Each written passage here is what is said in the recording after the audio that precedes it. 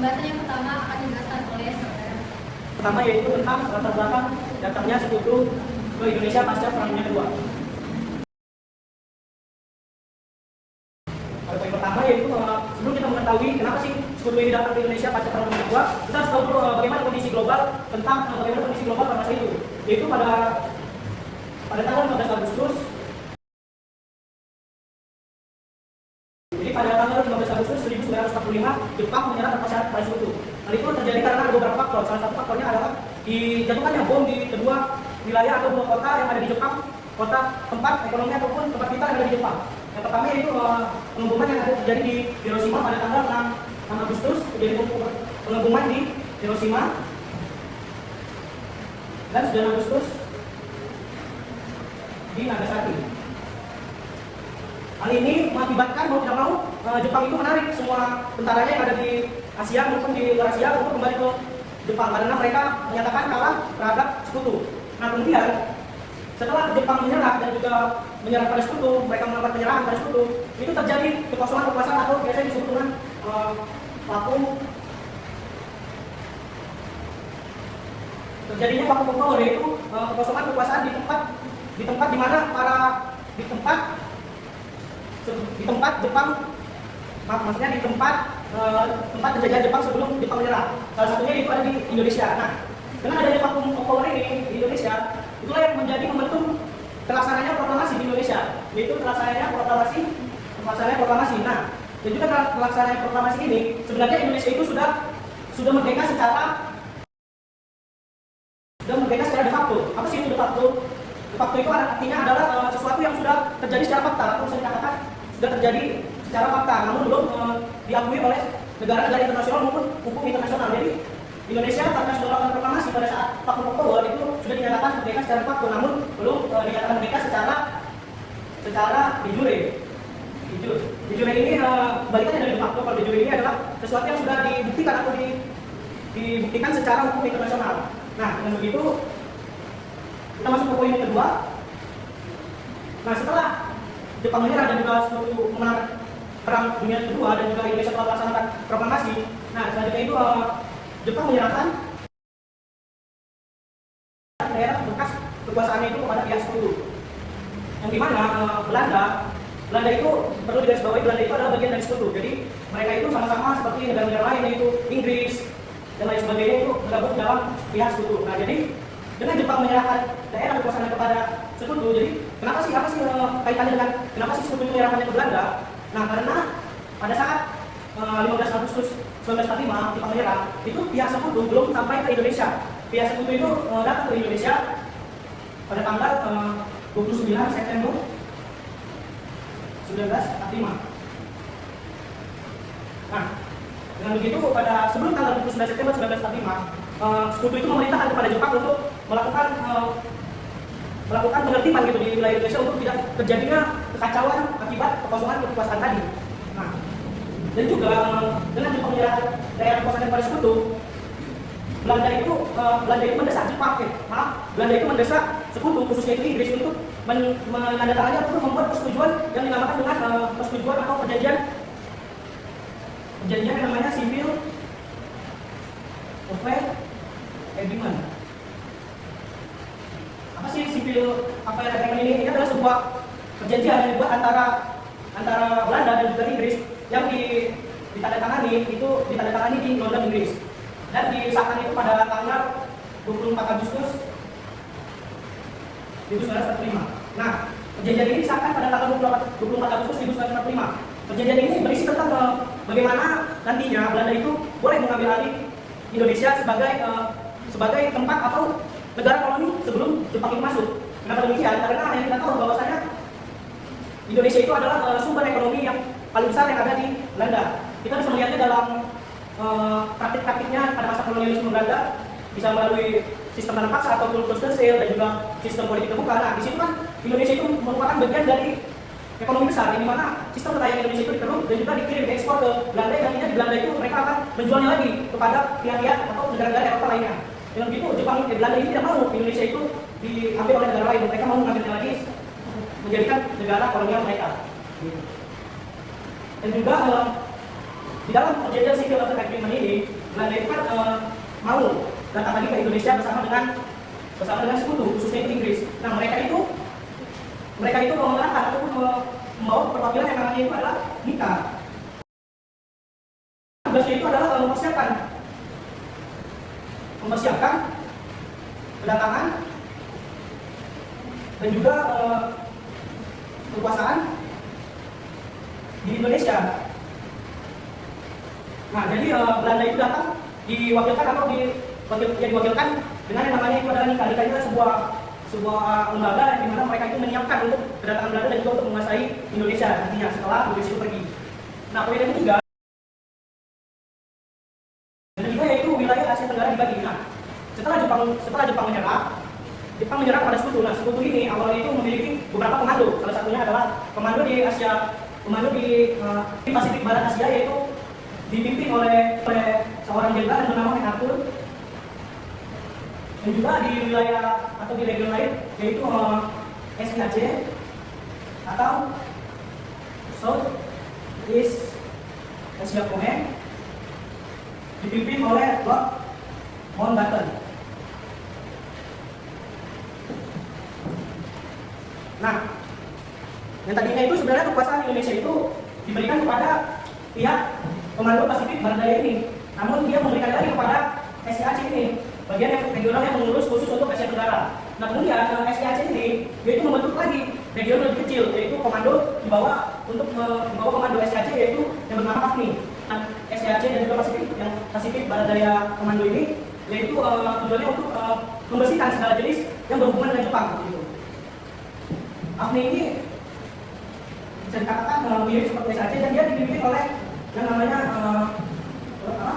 Sir Philip Richardson. AFNI ini ditugaskan untuk membersihkan segala hal yang berhubungan dengan Jepang di Indonesia. Namun bukan semua Indonesia, dia hanya khusus kepada beberapa pulau yang ada di Indonesia, khususnya itu di Indonesia bagian barat, yaitu Sumatera dan Jawa. Nah, sebagian besar Indonesia lainnya itu masih berada di bawah Pasifik Barat Daya ini, yaitu bagian Indonesia bagian timur. Indonesia bagian timur, seperti Sulawesi, Irian, Timur, dan lain sebagainya. Itu sebenarnya pasukan Barat Daya ini tidak seperti pasukan AFNI, karena pasukan Barat Daya ini mereka ini khususnya itu Australia. Kenapa Australia? Karena pada Perang Dunia Kedua, wilayah Indonesia bagian timur itu seperti Sulawesi, Irian, dan Timur dan sebagainya itu adalah tempat operasi militer pada masa Perang Dunia Kedua, dan juga letak geografisnya yang berdekatan dengan Australia. Jadi bagian timur Indonesia itu ditugaskan Australia untuk melakukan pembersihan terhadap Jepang ini. Gitu. Jadi di sini bisa kita lihat bahwa keduanya ini antara Komando Pasifik Barat Daya dan juga SAC ini sama-sama memiliki misi utama, yaitu yang pertama misi utamanya adalah misi utama yang diberikan sekutu pada mereka. Yang pertama adalah melucuti senjata tentara Jepang. Yang kedua, membebaskan dan mengevakuasi tawanan sekutu oleh Jepang. Yang ketiga, yaitu menertibkan dan memberikan keamanan di wilayah bekas jajahan Jepang. Yang keempat, yaitu yang terakhir adalah menerima penyerahan Jepang. Nah, yang pertama itu melucuti senjata tentara Jepang. Yang kita tahu setelah Jepang itu menyerah, yang sudah disampaikan, bahwa masih banyak tentara Jepang di luar Jepang itu yang masih berada di luar Jepang. Mereka itu masih memiliki senjata, amunisi, dan lain sebagainya. Jadi, tugas pertama sekutu menurunkan SAC dan juga AFNI ke negara-negara bekas jajah Jepang. Mereka itu adalah untuk mengambil senjata-senjata mereka agar tidak terjadi pemberontakan di lain waktu. Yang kedua yaitu membebaskan dan mengevakuasi tawanan sekutu oleh Jepang. Jadi pada masa sebelum Jepang masuk kan Belanda itu menguasai Indonesia, di mana pada masa Jepang masuk banyak sekali orang Belanda dan juga orang Eropa itu ditawan oleh orang Jepang, dan juga mereka itu ditawan di kamp penawanan. Nah, jadi tugasnya si sekutu dan AFNI dan SAC itu adalah mengevakuasi para orang-orang sekutu ini, baik Belanda maupun orang negara Eropa lainnya, untuk dipulangkan ke negara asalnya. Yang ketiga itu menertibkan dan juga memulihkan keamanan bekas jajahan Jepang. Nah, khususnya di Indonesia, setelah tadi sudah dijelaskan bahwasanya setelah Jepang menyerah itu sekutu tidak langsung datang ke Indonesia. Mereka itu datangnya itu pada tanggal 29 September 1945. Jadi setelah tanggal 17 Agustus 1945 hingga ke 29 September itu terjadi kekosongan tadi yang dimana rakyat Indonesia dan juga Jepang itu saling berselisih. Mereka karena tidak ada kekuasaan, mereka itu bentrok di mana-mana di daerah maupun di luar daerah. Gitu. Jadi tugasnya si AFNI dan juga SACB dan Sekutu, mereka itu menertibkan dan memulihkan keamanan bekas jajahan Jepang. Yang keempat itu menerima penyerahan Jepang. Nah, sudah diketahui bahwasanya Jepang itu sudah menyerah namun belum diterima secara resmi. Jadi mereka itu, jadi pihak Sekutu itu datang ke negara-negara bekas jajahan Jepang untuk menerima penyerahan Jepang. Nah, jadi kenapa sih sebenarnya misi utama mereka ini bisa dikatakan misi yang mulia? Karena apa? Karena mereka itu sebenarnya membawa perdamaian begitu. Karena mereka itu mau membersihkan bekas Jepang yang dulunya menjajah Indonesia dan juga negara lain. Namun kenapa sih orang Indonesia itu malah marah dan juga muncul rasa revolusi di dalam diri mereka? Nah, itu semua terjadi karena pihak Sekutu, khususnya itu AFNI yang diturunkan ke Indonesia itu membawa atau membocek yang namanya Nika. Nah, kita tahu Nika itu adalah orang Belanda yang mana Indonesia juga punya kenangan buruk terhadap Belanda. Mereka itu beranggapan bahwa si Nika ini akan merebut kembali lagi kekuasaan mereka. Nah, mungkin itu saja materi dari saya. Selanjutnya akan dilanjutkan oleh rekan saya. Terima kasih.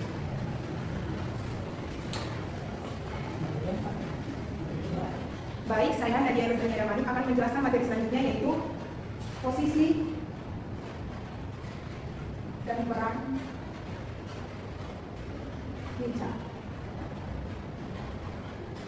Jadi di sini saya akan menjelaskan posisi dan peran Nica dalam mendukung upaya Belanda memulihkan kekuasaan kolonial.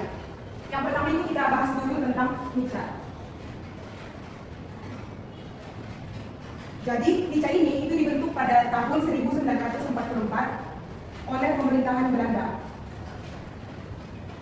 Namun aktif beroperasional pada tahun 1945.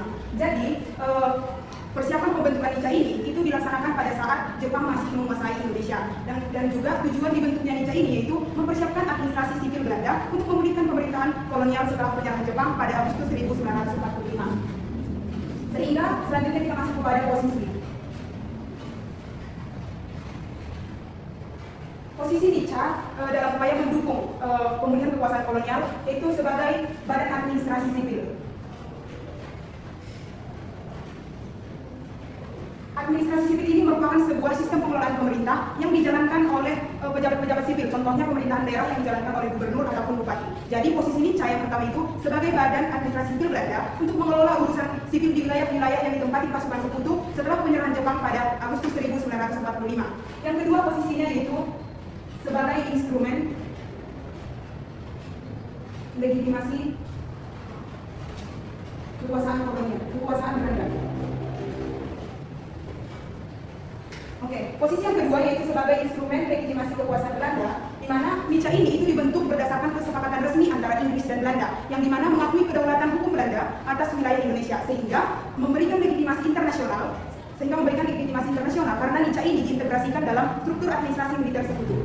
Jadi, mengapa posisi Nica itu sebagai instrumen legitimasi kekuasaan Belanda? Karena badan Nica ini merupakan sebuah badan yang memadukan elemen seperti hukum, militer, dan administrasi untuk menciptakan kesinambungan dan kestabilitasan setelah pasca perang yang memungkinkan Belanda itu mengklaim kembali kekuasaan tanpa tampak sebagai penjajah baru.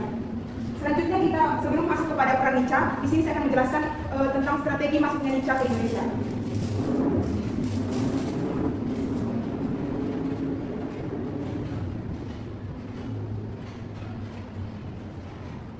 Jadi strategi masuknya Nica yang pertama itu memanfaatkan kekosongan kekuasaan pada tanggal 15 Agustus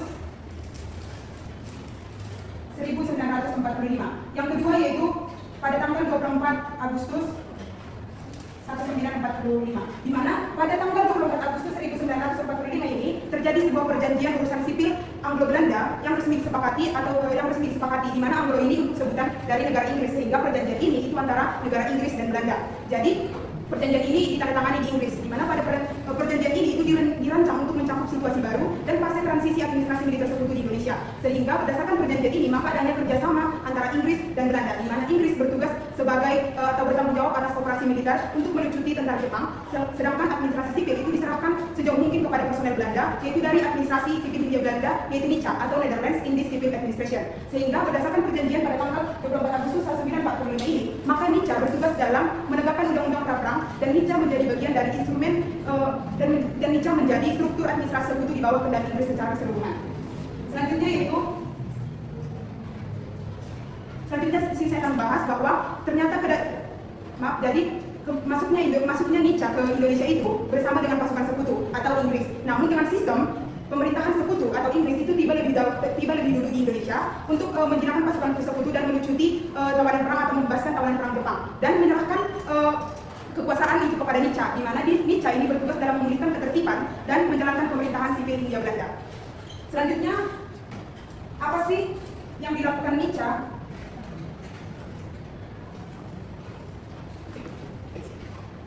NICA di Indonesia, yaitu ada 4. Yang pertama yaitu mempersiapkan persenjataan.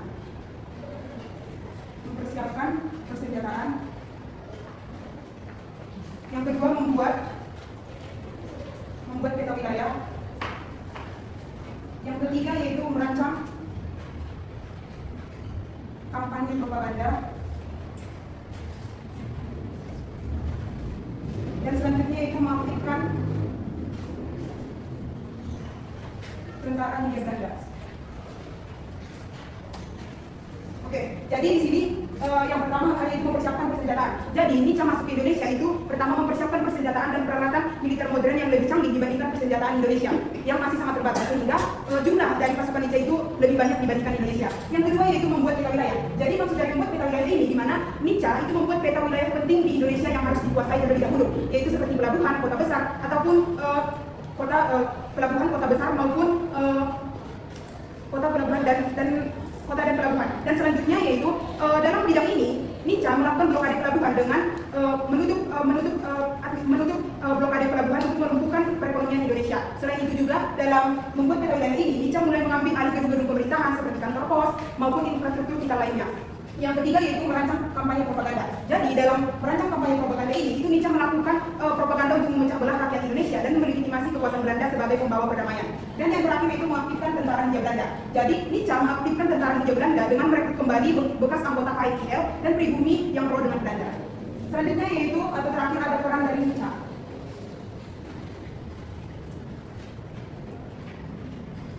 Peran dari NICA ada 3. Yang pertama, mendukung penegakan hukum pra-perang. Yang kedua yaitu kolaborasi dengan pasukan sekutu. Dan yang ketiga ada pengaruh ekonomi dan sosial. Oke, di sini saya akan menjelaskan peran dari NICA. Yang pertama, mendukung penegakan hukum pra-perang. Jadi dalam bagian ini yaitu NICA berperan dalam menerapkan hukum dan struktur administrasi Belanda sebelum perang, termasuk mengontrol sumber daya dan mengontrol birokrasi lokal seperti pengendalian pejabat-pejabat sipil ataupun pengangkatan kembali pejabat Belanda atau pejabat kolonial. Di mana dalam poin yang pertama ini, contohnya di wilayah atau operasi di wilayah Australia, NICA membantu menekan gerakan republik dan memulihkan pemerintahan lokal yang pro Belanda. Yang selanjutnya itu ada kolaborasi dengan pasukan sekutu atau yang kedua. Jadi upaya dari NICA ini atau peran NICA dalam mendukung pemulihan kekuasaan kolonial yaitu bekerjasama dengan pasukan sekutu, di mana NICA bekerjasama dengan pasukan sekutu melalui kerjasama pada tanggal 24 Agustus 1945 yaitu perjanjian urusan sipil antara Inggris dan Belanda. Di mana dalam perjanjian ini itu terjadinya kerjasama antara Inggris dan Belanda, di mana Inggris itu bertugas menyediakan transportasi dan dukungan militer terhadap personel NICA, sedangkan Belanda mempersiapkan tenaga administrasi sipil.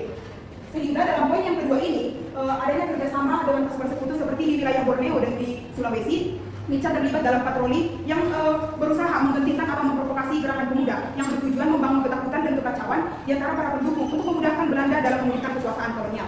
Yang ketiga itu ada pengaruh ekonomi dan sosial. Jadi dalam pengaruh ekonomi dan sosial ini itu NICA berperan dalam mengontrol sumber daya ekonomi seperti perkebunan dan pabrik untuk memastikan perkebunan dan pabrik ini kembali ke tangan Belanda itu sendiri, sehingga memperkuat posisi ekonomi Belanda dalam memulihkan kekuasaan kolonial. Jadi inti dari posisi dan peran NICA ini atau Netherlands Indies Civic Administration bahwa MICA itu sebagai badan administrasi sipil Hindia Belanda dan perannya yaitu ada mendukung penegakan hukum pra-perang, yang kedua kolaborasi dengan pasukan sekutu, dan yang ketiga yaitu mengontrol sumber daya ekonomi.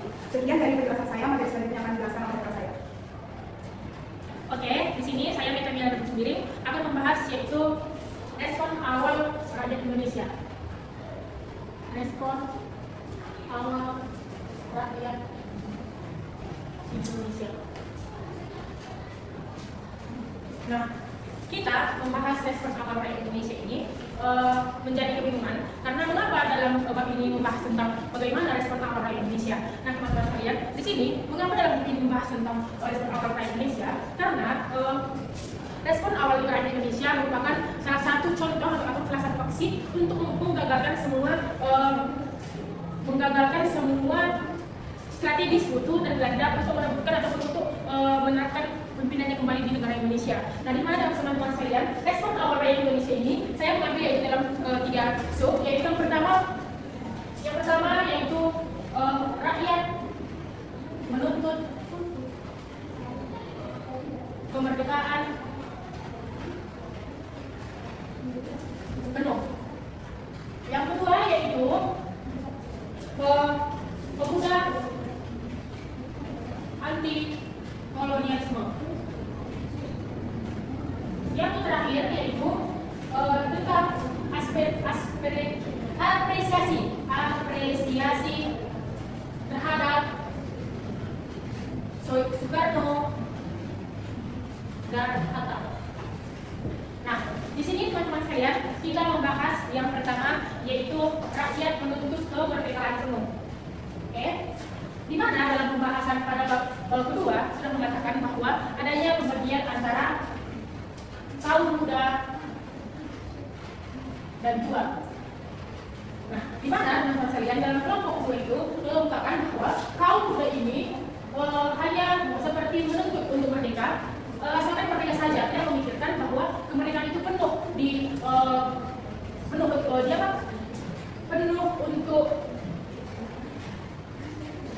dimana kaum muda ini tidak memikirkan kemerdekaan itu penuh diakui atau tidak, sedangkan kaum muda ini memikirkan untuk kemerdekaan penuh diakui, sedangkan kaum muda ini tidak. Nah, itulah yang menyebabkan pada saat respon awal rakyat Indonesia ini rakyat untuk kembali kemerdekaan, karena pada saat itu sudah kita ketahui bahwa kemerdekaan pada saat itu dituntut oleh para pemuda agar Indonesia ini lepas dari penjajahan Belanda. Nah, teman-teman sekalian, pada sebab rakyat untuk kemerdekaan penuh ini, teman-teman, alasannya mengapa rakyat untuk kemerdekaan penuh? Karena yang pertama, teman-teman sekalian, rakyat ini sudah merasa sangat capek untuk ditindas, sering ditindas. Yang kedua yaitu rakyat ini merasa bahwa proklamasi saja tidak cukup.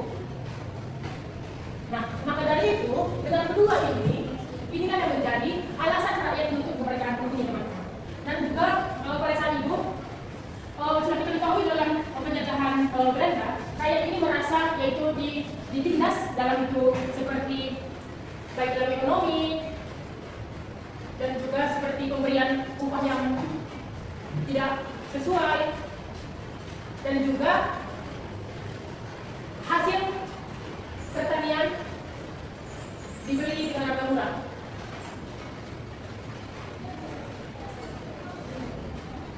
Maka dengan beberapa alasan inilah yang menjadi alasan rakyat Indonesia ini menuntut kemerdekaan penuh pada saat itu. Nah, kepada rakyat menuntut kemerdekaan penuh ini bisa kita lihat dalam buku itu di halaman 52 menyatakan bahwa adanya pertempuran di Surabaya pada 10 November 1945, di mana dalam kejadian itu, teman-teman sekalian, para pemuda tentunya yaitu membuat aksi semangat perjuangan. Inilah yang menyatakan bahwa rakyat Indonesia itu menuntut kemerdekaan dengan pertempuran, bahwa pertempuran ini membuktikan Indonesia bersedia berperan besar, karena pada saat itu proklamasi itu dibuat dengan tidak main-main, teman-teman. Maka pada saat itu pemuda itu membuat aksi-aksi perjuangan yang dimana perjuangan itu untuk mempertahankan kedaulatan yang telah diproklamasikan. Nah, yang kedua yaitu kita membahas pemuda anti kolonialisme. Nah, di mana pada bab 3 ini bahwa respon militan dan anti kolonial dari kaum pemuda adalah salah satu kekuatan pada saat itu, karena pada yang saya sudah jelaskan, kaum pemuda merupakan kembali ke negara Indonesia ini. Nah, di mana pembukaan anti-kolonialisme ini pada tahun 1945 bahwa ini merupakan pemuda baik dari pelajar, baik itu dari mahasiswa, pekerja muda, dan juga yaitu petani bulan. Sudah pasti teman-teman sekalian, ini baik dari pelajar, mahasiswa, pekerja muda dan petani muda merupakan berbagai latar belakang yang berbeda, baik itu dari sosial, ekonomi, dan juga lain-lain. Yang sudah kita katakan tadi bahwa di daerah pendidikan Belanda timbul yang namanya yaitu pemuda. Yang mana pada saat itu ada beberapa organisasi yang diikuti dalam pemuda ini yang melatih pemuda ini dalam militer. Contohnya itu Berindo, Pemuda Rakyat dan lain-lain. Di mana teman-teman sekalian, pemuda ini memiliki karakteristik yaitu mereka ini memiliki jiwa yang muda yang menyebabkan teman-teman sekalian energi mereka sangat luar biasa dalam menggagalkan strategi yang dilakukan oleh sekutu. Nah, dalam pembukaan kolonialisme ini ada beberapa contoh peran pemuda ini. Yang pertama yaitu penolakan terhadap Nica atau sekutu. Ini yang dimaksud yaitu propaganda sekutu pasca Jepang yang mengancam pemulihan kolonial Belanda tidak diterima rakyat. Contohnya itu yaitu para pemuda ini dalam kejadian perang Surabaya. Nah, ini menyatakan bahwa semua terutama pemuda ini menolak semua segala kekuasaan yang di luar dari Indonesia ataupun non Indonesia. Yang kedua yaitu tuntunan kemerdekaan yang mutlak. Yang saya sudah katakan tadi bahwa dalam proklamasi kemerdekaan Indonesia itu dibarengi dengan peran pemuda-pemuda Indonesia yang bersikeras agar negara Indonesia itu diproklamasikan sesegera mungkin. Nah, yang selanjutnya yaitu pertempuran Surabaya.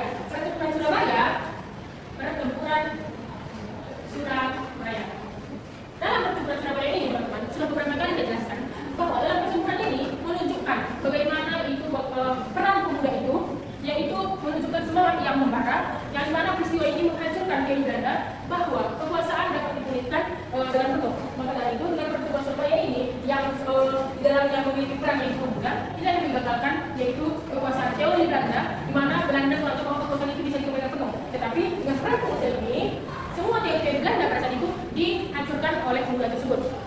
Nah, pemuda ini juga termasuk menjadi garda terdepan dalam kemerdekaan Indonesia. Nah, yang terakhir yaitu teman-teman apresiasi terhadap Soekarno dan Hatta. Di mana teman-teman sekalian dalam apresiasi terhadap Soekarno dan Hatta ini sudah kita ketahui bahwa mereka merupakan bisa disebut bapak proklamator. Pada saat itu dia membacakan teks proklamasi. Nah, di mana ini menjadi datanya kata bapak proklamator, rakyat Indonesia memberikan apresiasi kepada Soekarno dan Hatta ini. Lain dari apresiasi dari pihak sekutu, bisa kita lihat dalam halaman 43 dijelaskan pada saat itu pertama Soekarno dan juga Hatta ini dianggap sebagai kolaborator tak berprinsip. Nah, pada saat itu para sekutu menganggap bahwa Soekarno dan juga Hatta ini merupakan kolaborator yang tak berprinsip. Nah, setelah itu pada pertempuran Surabaya pada tanggal 10 November tadi, di mana dalam halaman 452 dikatakan bahwa in desperation the British flew Soekarno, Hatta, and Safarudin to Surabaya as the only Indonesian entity to be able to call a halt to have change. Di mana ini maksud bahwa pada saat itu teman-teman sekalian, sekutu menerbangkan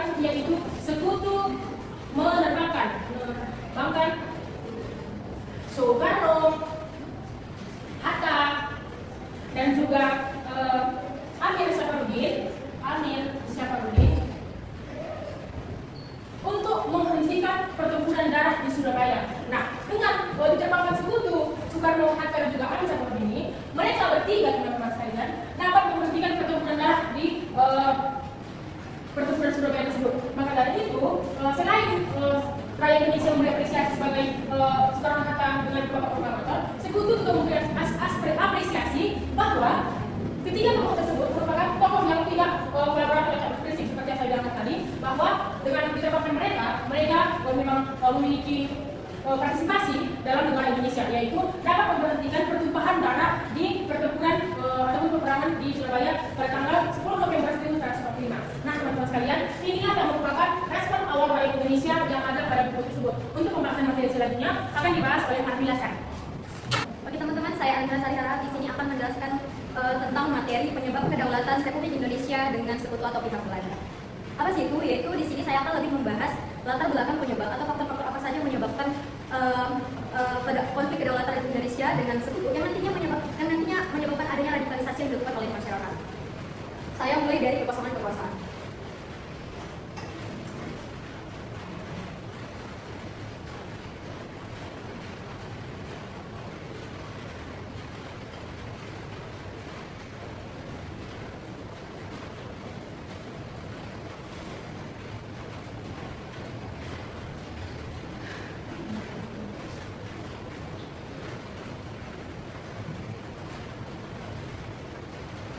Oke, apa sih kekosongan kekuasaan itu? Kekosongan kekuasaan terjadi di Indonesia setelah menyerahnya Jepang, yaitu sehingga terjadi kekosongan otoritas di Indonesia pada tanggal 15 sampai dengan 16 Agustus 1945, yang dimana situasi Indonesia pada saat itu tidak memiliki otoritas yang sah atau pemerintahan yang efektif untuk menjalankan fungsi pemerintahan di dalam suatu negara. Kekosongan kekuasaan itu biasanya terjadi disebabkan oleh beberapa faktor. Kekosongan kekuasaan di Indonesia itu disebabkan oleh faktor tidak adanya pemerintahan yang belum terbentuknya pemerintahan.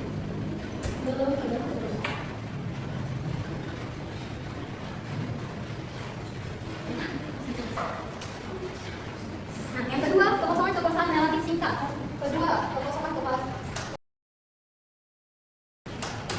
Benar sekali, kekosongan kekuasaan di Indonesia hanya berjalan selama kurang lebih 2 hari saja, yaitu pada tanggal 15 sampai dengan 16 Agustus. Walaupun dua hari tersebut merupakan hari yang penting dan menjadi momentum yang menentukan bagaimana arah sejarah modern yang kita ketahui sampai saat ini. Selanjutnya nomor 3, saya akan membahas tentang peristiwa apa saja yang terjadi pada saat kekosongan kekuasaan. Nah, informasinya umum untuk diketahui, yaitu pemuda mendesak golongan tua untuk memproklamirkan kemerdekaan secepat-cepatnya karena mereka khawatir jika terlalu sedikit saja maka nanti pihak sekutu atau bisa saja Belanda akan merebut kekuasaan Indonesia kembali.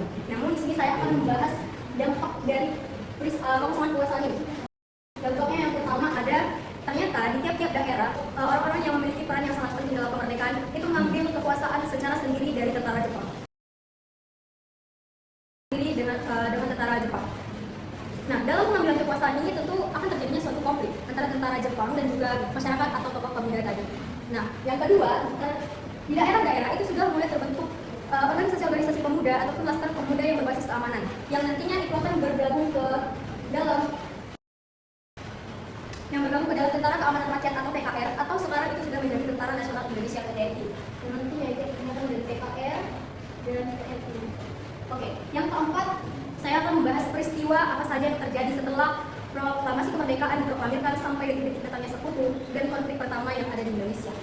Pada tanggal 18, mungkin ini sudah dijelaskan oleh kelompok sebelumnya, yaitu tentang proklamasi, yaitu disahkannya UUD 1945, penetapan Soekarno-Hatta. Nah, di tanggal 18 itu ada ditetapkan Undang-Undang Dasar 1945 dan juga ditetapkannya Soekarno-Hatta sebagai Presiden dan Wakil Presiden. Di tanggal 19-nya itu ada pembentukan Komite Nasional Indonesia Pusat (ANIP), membentuk 12 menteri dalam pemerintahan, dan juga membagi wilayah Indonesia ke dalam 8 provinsi. 8 provinsi. Apa saja provinsinya? Provinsi Jawa Barat, Jawa Tengah, Jawa Timur, Sumatera, Borneo, Maluku, Sulawesi, dan Sunda Kecil atau Nusa Tenggara. Di tanggal 20-nya, peristiwa apa yang terjadi? Peristiwa di tanggal 20 ternyata di situ sudah mulai disebarluaskan berita tentang kemerdekaan. Berita kemerdekaan ini sudah mulai disebarkan pada malam 17 Agustus 1945 melalui penyiaran radio yang disiarkan oleh Joko Royo. Namun penyiaran radio ini masih sangat terbatas, yang dimana di wilayah-wilayah yang terpencil itu tidak akan mendengar penyiaran radio tersebut. Maka disebarkanlah oleh para pelopor, pemuda, di pamflet ataupun berita-berita koran tentang berita kemerdekaan ini. Nah, di tanggal 20 ini juga ternyata adanya konsolidasi pertama, konsolidasi satu yang membahas tentang bagaimana pemerintahan Indonesia akan dibentuk nantinya. Konsolidasi ini dilakukan oleh Soekarno dan Hatta sebagai presiden dan wakil presiden. Di tanggal 21 itu pembentukan Partai Nasional Indonesia atau PNI. Nah, di tanggal ini juga itu dilakukan konsolidasi terkait dengan keamanan pemerintahan. Nah, jika di tanggal 21 barulah dibentuk Badan Keamanan Rakyat atau BKR yang tujuannya untuk menjaga ketertiban maupun keamanan umum di dalam negara Republik Indonesia. Nah, di situ juga sudah dibentuk Komite Nasional Indonesia di daerah-daerah yang fungsinya untuk sebagai perpanjangan tangan atau mempercepat informasi dari pusat atau KIPP tadi.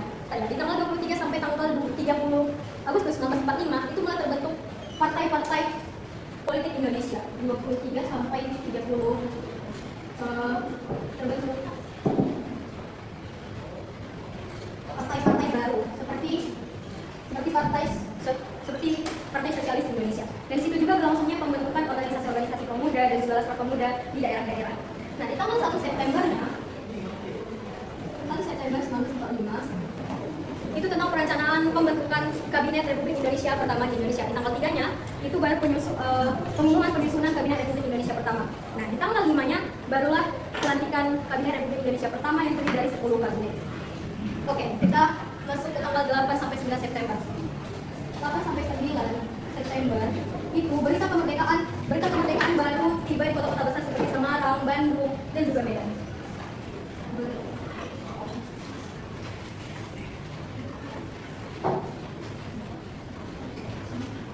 Baru tiba di kota besar. Nah, tibanya ini tentu mereka baru melakukan pengibaran bendera di kota mereka masing-masing. Nah, dalam pengibaran bendera tersebut terjadi suatu konflik antara tentara Jepang dengan masyarakat ataupun pemuda, karena tentara Jepang ingin menurunkan bendera merah putih yang dikibarkan oleh masyarakat Indonesia. Oke, pada tanggal 11-nya itu tibanya sekutu yaitu Australia di Kupang atau wilayah timur. 11 sekutu tiba di Kupang. Nah, ini berkaitan karena sekutu sudah tiba di Kupang. Pada tanggal 10 sampai tanggal 12-nya itu barisan para pelopor, aktivis atau pemuda itu mulai merencanakan dan mengadakan rapat tentang bagaimana strategi maupun kesiapan mereka dalam menghadapi sekutu yang akan datang. Karena masyarakat dan pemuda di situ sudah mulai curiga nih. Adanya kabar mengenai ternyata sekutu akan datang ke Indonesia dengan membawa Nica bersamanya. Oke, di tanggal 15 itu barulah sekutu utama datang ke Indonesia, yaitu AFNI atau Inggris. 15 sekutu utama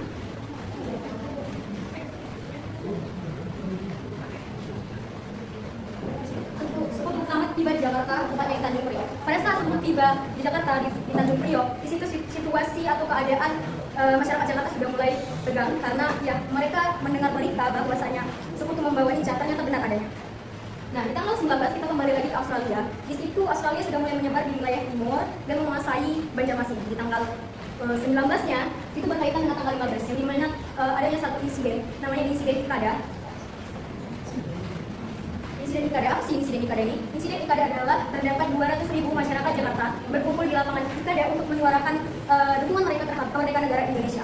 Nah, di situ pihak sekutu, tentara Jepang ataupun Nica melihat secara langsung keramaian massa. Nah, tentara Jepang di situ udah bersiap-siap nih di setiap sudut lapangan Ikada dengan mempersiapkan tank dan juga alat-alat perang yang cukup besar. Namun ternyata prediksi mereka tidak seperti yang mereka pikirkan. Soekarno turun tangan dan menenangkan masyarakat dengan cara ia berpidato dan menyampaikan pada pemimpin, percayalah kepada pemimpin kalian dan pulanglah ke rumah kalian masing-masing dengan tertib. Nah, dengan hebatnya 200.000 orang ini mematuhi apa yang dikatakan oleh Soekarno. Nah, peristiwa Ikada ini dijadikan sebagai simbol pertama bentuk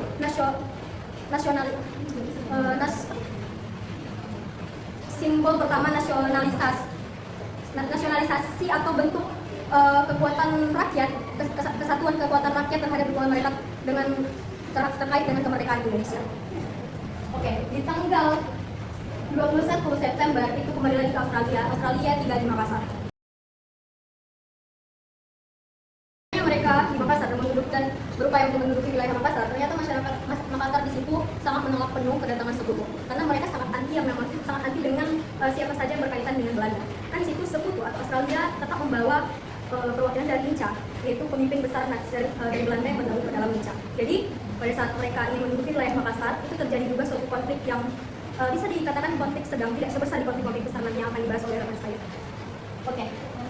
Itulah tadi perjalanan bagaimana Republik Indonesia, pemerintahan Indonesia dibentuk dengan segitu kompleksnya, dengan waktu yang cukup singkat ya dalam menghadapi situasional yang ada pada saat itu. Oke, di sini saya akan menjelaskan tentang penyebab-penyebab utama dari konflik ini. Yang pertama, ketidaksiapan sekutu dan salah menilai keadaan Indonesia. Jadi, sekutu atau Inggris, atau bisa disebut juga AFNI, itu tidak memiliki persiapan yang matang seperti pasukan yang tidak memadai, informasi intelijen yang tidak memadai, dan juga rencana-rencana yang spesifik yang direncanakan untuk menguasai wilayah Indonesia. Sehingga mereka menganggap bahwa kemerdekaan Indonesia adalah kemerdekaan yang diberikan oleh pihak Jepang.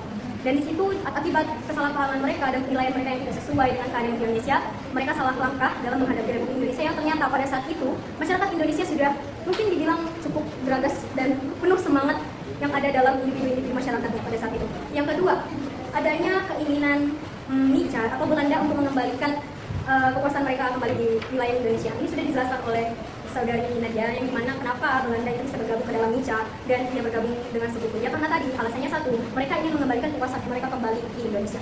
Yang ketiga, adanya kekerasan ataupun provokasi yang dilakukan oleh pihak sekutu, terutama Nica.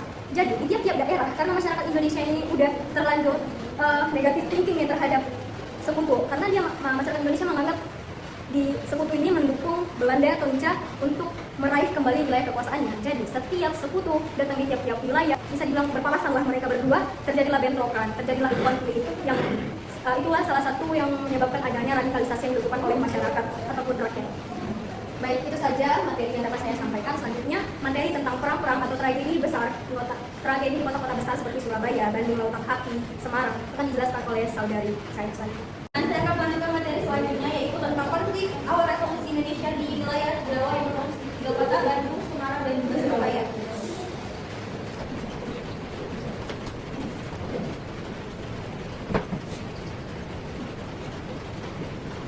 Terus sudah dijelaskan bagaimana suatu belakang terjadinya konflik-konflik ini. Yang pertama tentang ketidaksiapan sekutu, yang kedua tentang kedatangan Belanda yang ingin menguasai kembali Indonesia, dan juga terjadi bentrokan antara tentara Jepang dan juga pemuda-pemuda yang ada di Indonesia. Nah, jadi konflik yang pertama saya bahas adalah di Bandung.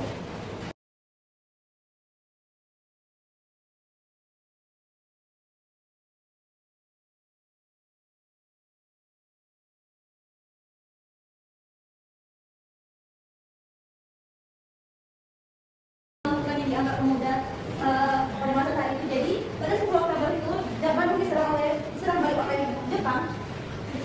Jepang. Sejak akhir September bahwa Bandung ini sudah dibawa kendalian pulih efektif. Dikatakan bahwa setelah proklamasi kemerdekaan, Bandung termasuk kota yang cepat sekali bereaksi dalam kemerdekaan, di mana mereka langsung mengibarkan bendera merah putih mengambil peran penting dan juga senjata Jepang. Nah, Jepang melakukan serangan balik pada tanggal 10 Oktober, yang di mana mereka melakukan serangan markas pemuda dan juga menangkap para pemuda, mengusir para pemuda. Nah, setelah Jepang dengan senjata lengkap dan perintah dari pihak sekutu untuk menjaga keamanan sampai Inggris tiba, melakukan tindakan keras. Dalam situasi ini, juru bicara pemuda pada saat ini berbicara untuk menghentikan penolong senjata. Dan para pemuda ini dengan secara terpaksa menyatakan bahwa pada saat itu diberhentikanlah penolong senjata pada saat itu. Nah, di sini dia agak memalukan. Kenapa? Pada awalnya kan sudah dikendalikan oleh Bandung, kantor-kantor penting, senjata dan juga lainnya sudah dilakukan Republik Indonesia. Nah, setelah itu diambil alih lagi oleh Jepang.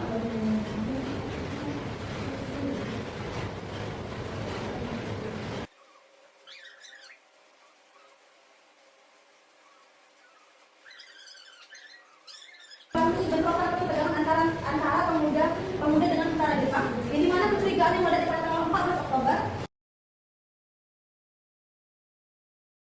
Oktober ini tewasnya Dr. Karyadi, karena pemicunya adalah diduga sumber air dari Semarang ini diracuni oleh Jepang, dan Dr. Karyadi ini ingin mengecek kondisi air di sana, karena sebagai tanggung jawab dia sebagai dokter.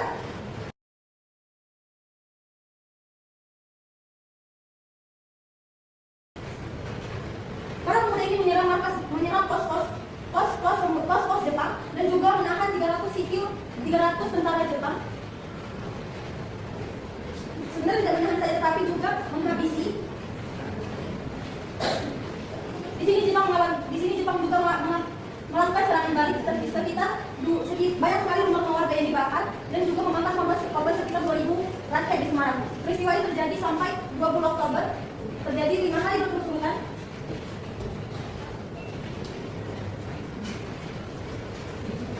Sampai Inggris tiba di Semarang.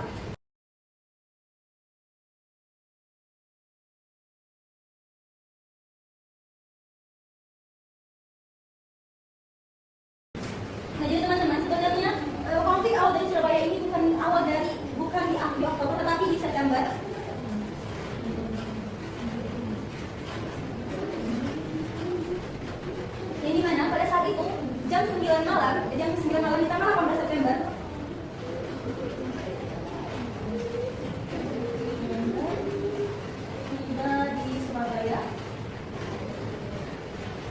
Belanda tiba di Surabaya, dan pas Belanda tiba di Surabaya, dia dipimpin oleh Laitman yang bersama rombongan sekutu juga dengan Palang Merah Internasional. Mereka mengibarkan bendera Belanda di atas pucuk hotel Yamato itu.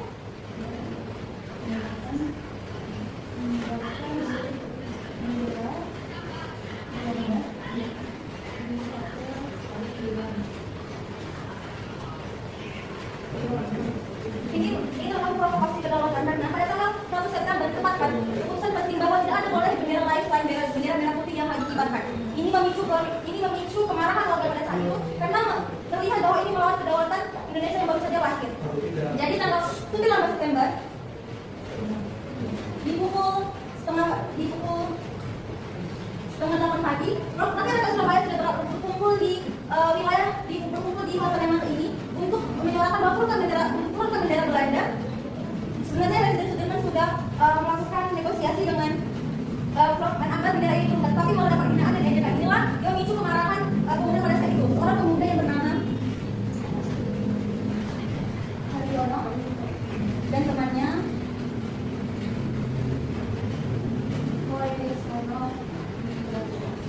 mereka manja dan merobek bagian biru dari bendera dari Belanda, tulisannya merah putih saja. Inilah peristiwa heroik pertama kali yang membuktikan perlawanan Surabaya terhadap kedatangan Belanda yang mengambil kekuasaan kembali. Nah, puncaknya di tanggal 25 Oktober,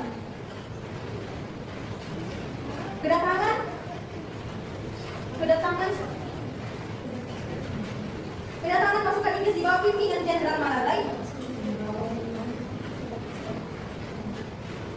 dengan misi yang datang untuk melucuti senjata Jepang dan juga membebaskan tawanan. Tetapi sebenarnya di sini mereka diterima baik oleh pemuda. Di tanggal 27 1940 pesawat udara Inggris menjatuhkan ultimatum berisi perintah agar seluruh pemuda Surabaya menyerahkan senjata mereka, dan juga hilang itu kemarahan pemuda pada saat itu. Mereka tidak mau bernegosiasi.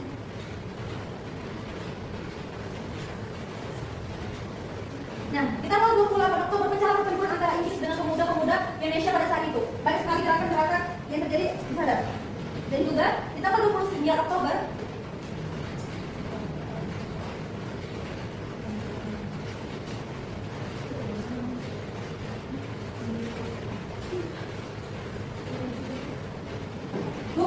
diberangkatkan Soekarno, Hatta dan juga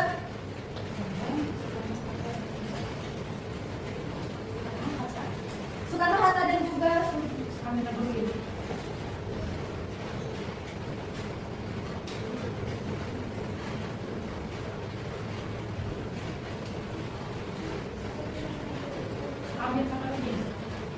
diambil sama Gemis, ketiga tokoh ini diberangkatkan ke Surabaya pada tanggal 29 Oktober untuk bernegosiasi agar tidak terjadi pertempuran lagi di sini. Nah, ketika mereka berangkat lagi kembali ke Surabaya, meninggalkan Surabaya, Jenderal Malabai ditembak di tanggal 30 Oktober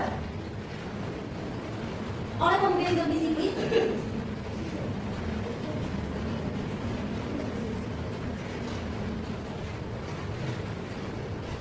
Nah, atas kematian Jenderal Malabai ini memicu kemarahan Inggris. Di tanggal 9 November, Inggris mengeluarkan ultimatum yang sangat keras yang menuntut agar semua pemuda dari pejuang di Surabaya menyuarakan senjata mereka tanpa syarat, paling lambat di jam 6 pada tanggal 10 November. Nah, jadi pada tanggal 10 November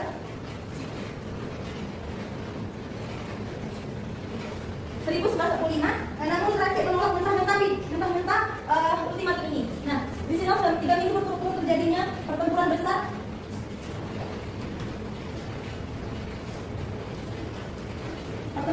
Banyak sekali rakyat yang kehilangan nyawa, dan juga Inggris juga banyak juga kehilangan tentara-tentara pada saat itu. Pidato dari Bung Tomo disiarkan langsung dari radio-radio yang membakar semangat rakyat Surabaya dalam pertempuran besar ini di Surabaya di akhir Oktober sampai November. Ini membuktikan semangat bahwa menentang teori tentang Belanda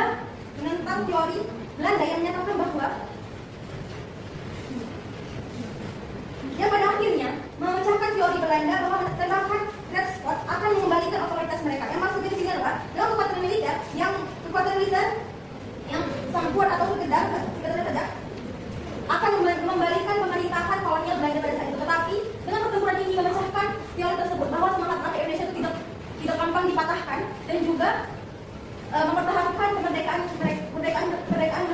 Indonesia. Seperti yang akan dilakukan oleh teman saya. Oke, kita lanjut materi tentang apa dampak sosial dari insiden di Surabaya, Bandung, Makassar pada masa revolusi.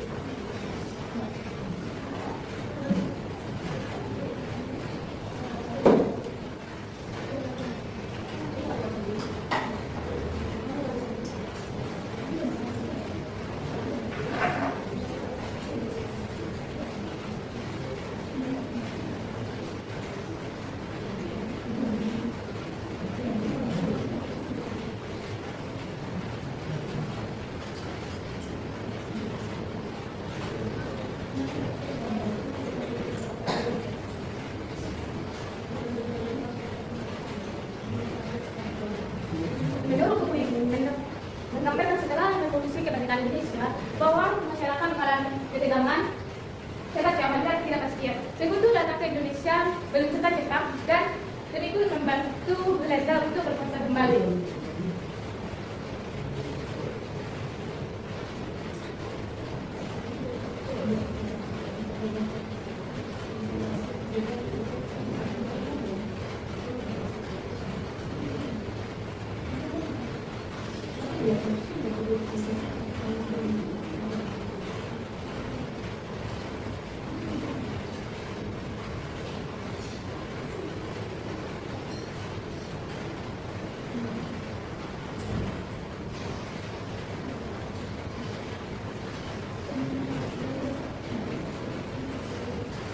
Inilah yang menyebabkan konflik yang terjadi di Surabaya, Makassar, dan Bandung. Dan timbul yang dampak sosial pada masa revolusi.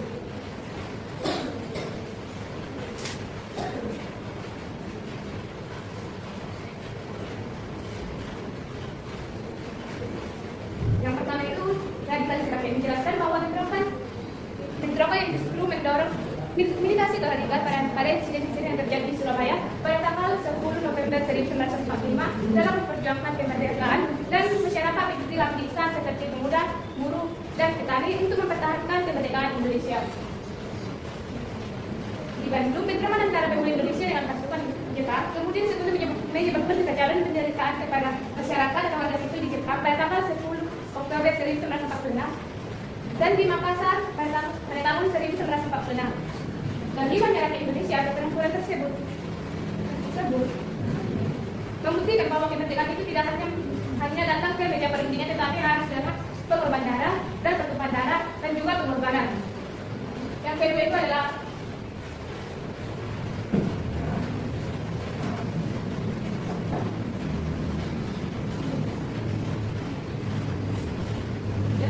pengorbanan besar yang dimana pertempuran Surabaya memang menewaskan puluhan juta ribu orang. Bahwa meskipun perlawanan itu tidak bisa dimenangkan secara militer, tetapi semangat Surabaya yang luar biasa untuk membangkitkan rasa nasionalisme mereka.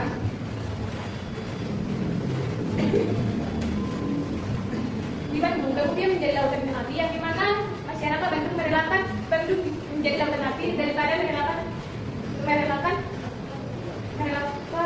kota sendiri daripada denda. Yang ketiga itu adalah Makassar yang dimana rakyat Makassar mengalami represi yang besar terhadap yang dilakukan oleh sekutu dan denda yang masyarakat yang menuntut kepada kekuasaan politik yang pasti sebagai kekuasaan revolusioner yang berani menentang penindasan. Pengorbanan sekali ini melahirkan rasa kebersamaan dan identitas nasional. Baru sebuah kesadaran bahwa seluruh rakyat Indonesia memiliki nasi yang sama dan tujuan yang sama. Yang ketiga itu adalah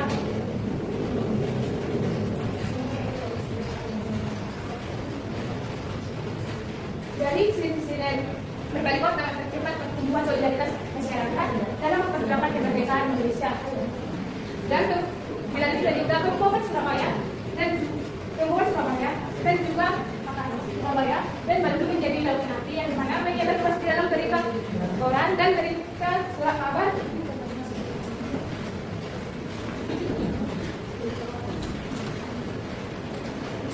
RRI Radio. Semangat perjuangan itu menyebabkan seluruh negeri menemukan rasa solidaritas kepada terhadap yang dilakukan penjajahan, yang mana membangkitkan rasa solidaritas kepada masyarakat, yang mana mereka melawan perjuangan tersebut. Secara keseluruhan dampak sosial dan ini insiden tersebut adalah menunjukkan kesadaran dan nasional baru solidaritas rakyat dan radikal rakyat materi selanjutnya akan dibawakan teman saya. Baiklah, saya di sini akan menjelaskan apa dampak politik dari insiden-insiden yang terjadi di Surabaya, Bandung, dan Makassar. Yang pertama, dampak politiknya itu adalah meningkatkan legitimasi pemerintahan Republik Indonesia.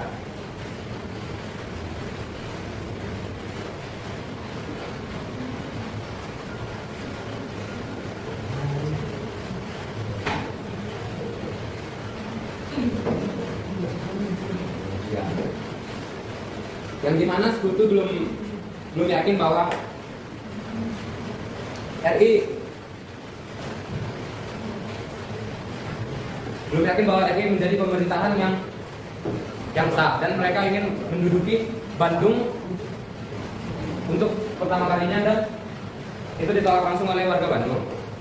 Dan di Bandung mereka membuat agar tidak terjadi pengambilan kekuasaan oleh pihak Sekutu, mereka membuat Bandung sebagai Bandung Lautan Api.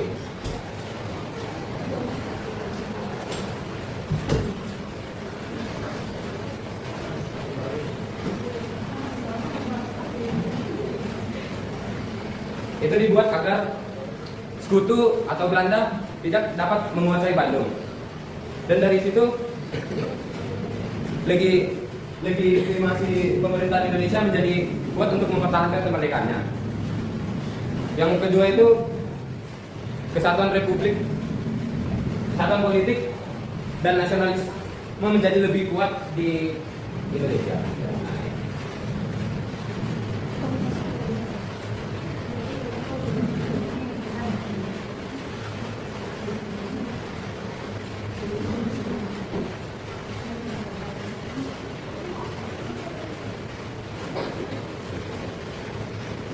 Yang dimana dampaknya itu adalah meningkatnya rasa persatuan Indonesia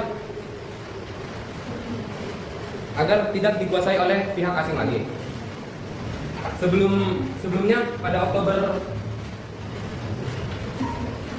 1945 bangsa Indonesia masih terpecah menjadi kelompok, yaitu kelompok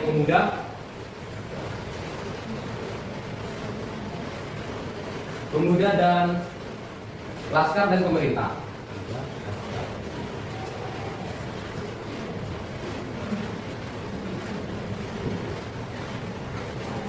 Setelah terjadinya bentrokan besar di Semarang, pemerintah memanfaatkan itu untuk membentuk Tentara Kesatuan Republik Indonesia yang diresmikan pada tanggal 5 Oktober 1945.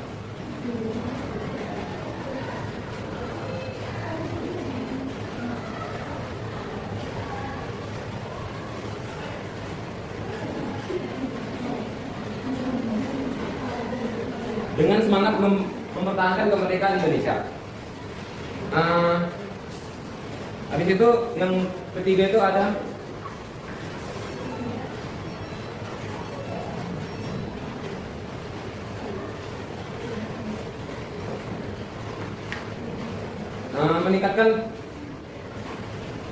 meningkatkan perhatian dan tekanan politik internasional terhadap Belanda, yang dimana setelah pertempuran besar-besaran di Surabaya, Semarang, dan Makassar, dan juga Bandung,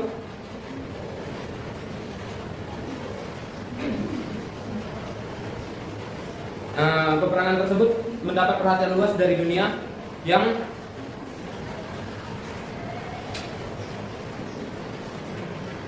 disiarkan oleh media India,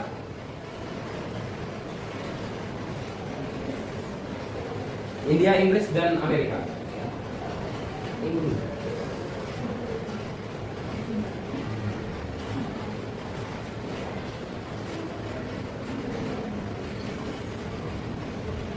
yang meliput keberanian rakyat Indonesia melawan sekutu. Dan hal itu menyebabkan politik Belanda yang berusaha menggambarkan RI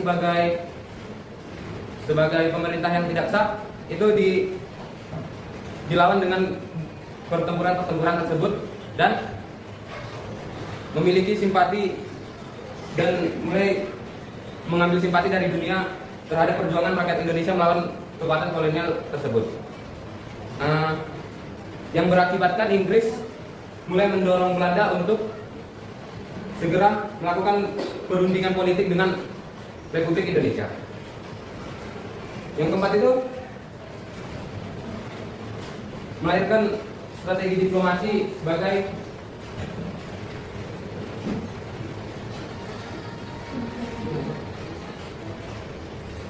alat politik baru.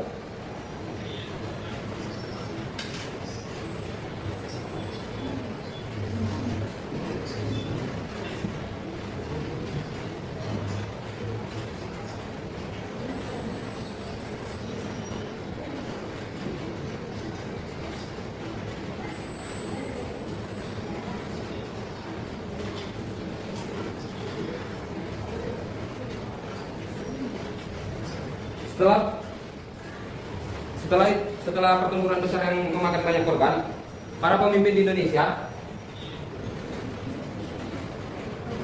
menyadari bahwa perjuangan Indonesia tidak bisa dilakukan dengan hanya bermodalkan senjata, dan mereka mulai menggabungkan kekuatan politik dan diplomasi untuk memperjuangkan persatuan kedaulatan negara Indonesia. Insiden di Surabaya menjadi modal yang kuat dalam diplomasi, sebab Indonesia bisa menunjukkan kemerdekaan Indonesia lahir dari perjuangan, bukan dari hadiah yang dikasih oleh negara lain. Ini menjadikan dasar munculnya perundingan penting seperti Linggarjati dan Redfield. Secara politik, bentrokan Indonesia dan sekutu membawa dampak positif juga, yaitu meningkatkan, yang pertama tadi, meningkatkan legitimasi dan wibawa pemerintah Republik Indonesia, dan memperkuat persatuan antara rakyat, pemuda, dan pemerintah, dan mendapatkan simpati atau perhatian dari dunia internasional. Terakhir itu mendorong lahirnya strategi politik dan diplomasi dalam mempertahankan kemerdekaan negara Indonesia.